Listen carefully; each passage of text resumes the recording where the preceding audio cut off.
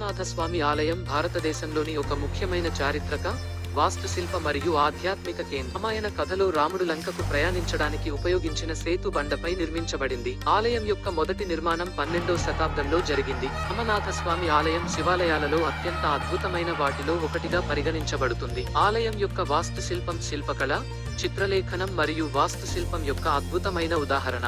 ఆలయం యొక్క ప్రధాన గర్భగుడి రామనాథస్వామి విగ్రహానికి నిలయం. హిందువులకు రామనాథస్వామి ఆలయం ఒక ముఖ్యమైన ఆధ్యాత్మిక కేంద్రం. ఆలయం రాముడు, శివుడు మరియు సీత దేవిలకు అంకితం చేయబడింది. ఇది హిందూ మతంలో 3 అత్యంత ముఖ్యమైన దేవుళ్లలో ముగ్గురిని ప్రతిబింబిస్తుంది. ప్రతి సంవత్సరం లక్షలాది మంది హిందువులు ఆలయాన్ని సందర్శిస్తారు మరియు రాముడి దయ కోసం ప్రార్థిస్తారు. ఆలయంలో ప్రార్థనలు చేయడం ద్వారా ఆయన భారతదేశంలోని హిందువుల యొక్క మతపరమైన విశ్వాసాన్ని గౌరవించారని మరియు భారతదేశంలోని వివిధ ప్రాంతాల నుండి వచ్చే ప్రజలతో ఐక్యతను ప్రోత్సహించడానికి ప్రయత్నిస్తున్నారని స్పష్టంగా తెలియజేశారు.